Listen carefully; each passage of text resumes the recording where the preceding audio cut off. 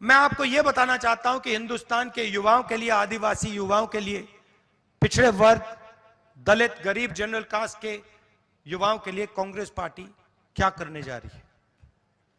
सबसे पहला कदम हमने गिनती की है, हिंदुस्तान में 30 लाख सरकारी वैकेंसीज हैं। 30 लाख। मोदी जी इनको भरवाते नहीं है, बीजेपी इनको भरती नहीं है। सरकार में आने के एकदम बाद हमारा पहला काम होगा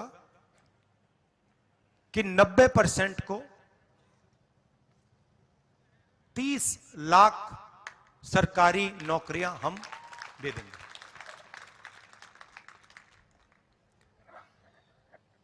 दूसरा ऐतिहासिक काम, हम मनरेगा प्रोग्राम लाए थे, रोजगार का अधिकार। लाखों लोगों को फायदा हुआ, अधिकार दिया हमने। वैसे ही हम हिंदुस्तान के युवाओं को, सब युवाओं को अप्रेंटिसशिप का अधिकार देने जा रहे हैं। और यह अधिकार हर ग्रेजुएट, हर डिप्लोमा होल्डर को मिलेगा। अधिकार क्या है कि कॉलेज, यूनिवर्सिटी, डिप्लोमा के एकदम बाद 1 साल के लिए हर ग्रेजुएट को प्राइवेट कंपनी में, सरकारी ऑफिस में 1 साल की अप्रेंटिसशिप दी जाएगी और 1 लाख रुपए उसे 1 साल में दिया जाएगा। और यह हर ग्रेजुएट के लिए किया जा रहा है। ये जो लाखों लोग कह रहे हैं कि हम बेरोजगार हैं, कॉलेज के एकदम बाद अगले दिन इनको अप्रेंटिसशिप मिल जाएगी और यह अधिकार होगा। यह ऐसे नहीं होगा कि भैया हमें देना है तो देंगे, नहीं देना तो नहीं देंगे।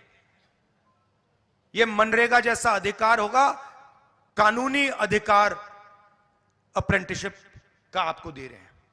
इससे देश में करोड़ों युवाओं को फायदा होगा, ट्रेनिंग मिलेगी और पहला साल का, एक प्रकार से पहले साल का रोजगार मिलेगा। भारत जोड़ो यात्रा में बहुत सारे युवा आए, कहते हैं राहुल जी हमने एग्जाम की तैयारी की, हम गरीब हैं, 3-4 महीने हमने मतलब रात दिन कर दिए, एक कर दिए। एग्जाम के दिन पता लगता है 5% वालों के टेलीफोन पे पेपर लीक। हम ईमानदारी से काम करते हैं और जिनके पास धन है पेपर चुरा लेते हैं और फिर उसके बाद हमें कहा जाता है कि देखिए पेपर लीक हो गया तो आपको अब नौकरी नहीं मिलेगी।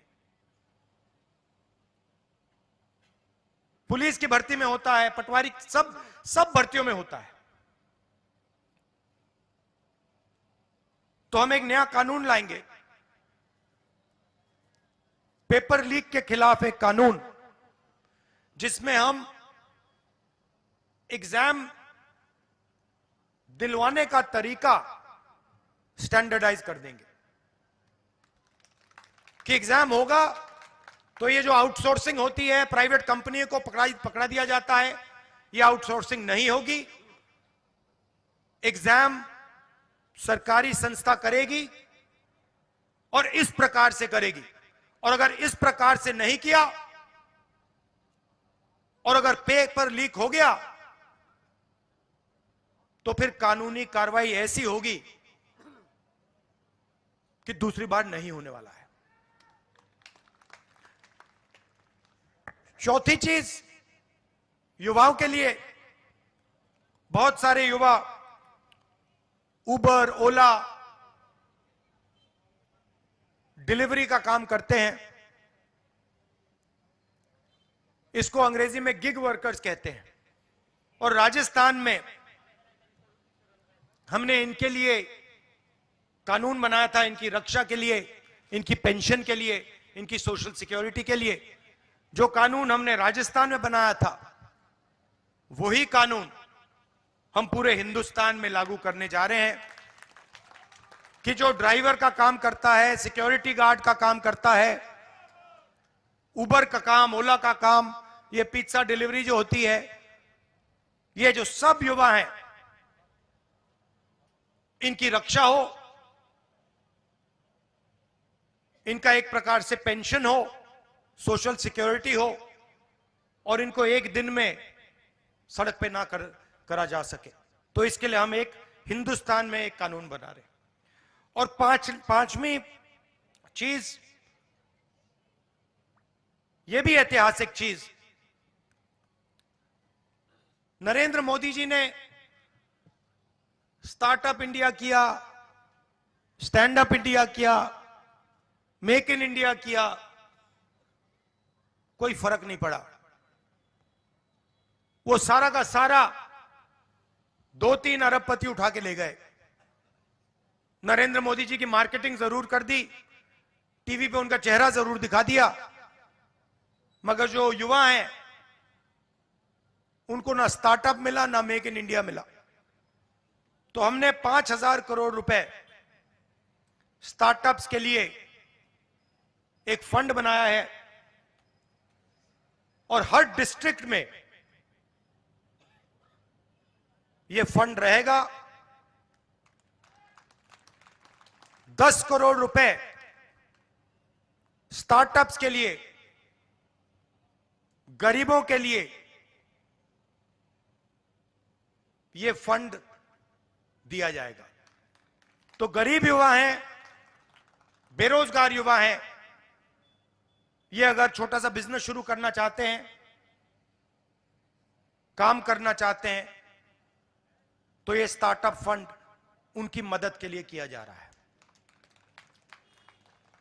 तो ये 5 ऐतिहासिक काम हैं युवाओं के लिए।